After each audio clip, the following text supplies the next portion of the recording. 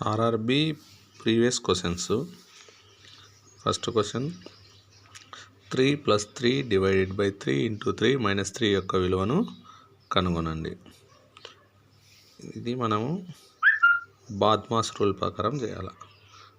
బాద్మాస్ rule ప్రకారం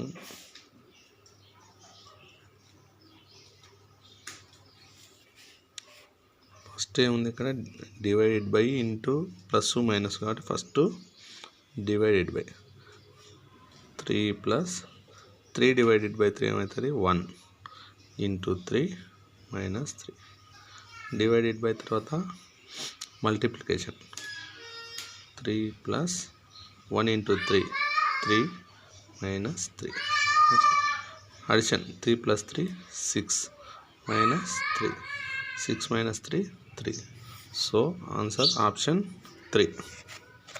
next రెండు అకరణీయ సంఖ్యల మొత్తం -4 వాటిలో ఒకటి -13/25 అయితే మరొకటి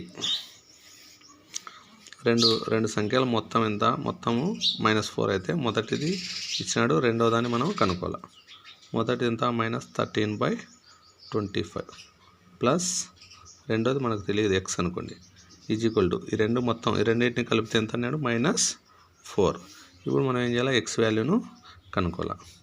కాబట్టి x ఈక్వల్ టు ఏమవుతుంది ఈ -4 -13/25 అవతల పోతే ఏమవుతుంది +13/25. సో x ఈక్వల్ టు ఇక్కడ ఎల్సిఎం ఏమవుతుంది 25. ఎల్సిఎం 25 కాబట్టి -4 × 25 ఏమవుతుంది -100 plus 13/25 × 25 cancel 13. So x equal to -100 plus 13 ఏమవుతుంది -87/25. కాబట్టి రెండో నెంబర్ ఎంత -87/25. So answer option 3 is right answer. Option 3 right answer. Next question, triangle ఏబిసిలో angle A equal to 50 degrees మరియు angle B equal to 70 degrees అయినచో A యొక్క బాహ్య కోణం కొలతను కనుగొనండి. ఈ సింపుల్. ఏ యొక్క బాహ్య కోణాన్ని కనుక్కోండి. ఏ యొక్క అంతర్కోణం ఇచ్చినాడు. ఇక్కడ మనం యాంగిల్ ఏ ఎంత ఇచ్చినాడు 150 ఇచ్చినాడు.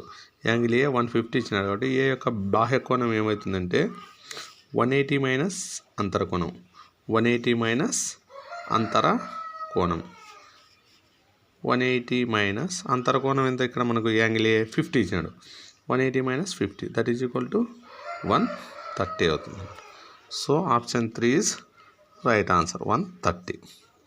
ఇదే ప్రాబ్లంలో ట్రయాంగిల్ ఏబిసి ఇచ్చి angle A equal to 50 angle B equal to 70 ఇచ్చి యాంగిల్ సి కనుక్కోమన్నాడంటే మనకు తెలుసు త్రిభుజంలో 3 కోణాల మొత్తము 180 degrees కాబట్టి యాంగిల్ ఏ 50 యాంగిల్ బి 70 అయితే యాంగిల్ సి ఏముంటుంది 50 + 70 120. యాంగిల్ సి ఎంత ఉంటుంది 60 ఉంటుంది. కానీ ఇక్కడ మనకు అడిగింది ఏంది ఏ యొక్క బాహ్య కోణం కనుక్కోండి. బాహ్య కోణం కాబట్టి ఏం చేయాలి 180లో నుంచి అంతర్కోణాన్ని తీసేస్తే వచ్చేది బాహ్య కోణం. So answer is 130.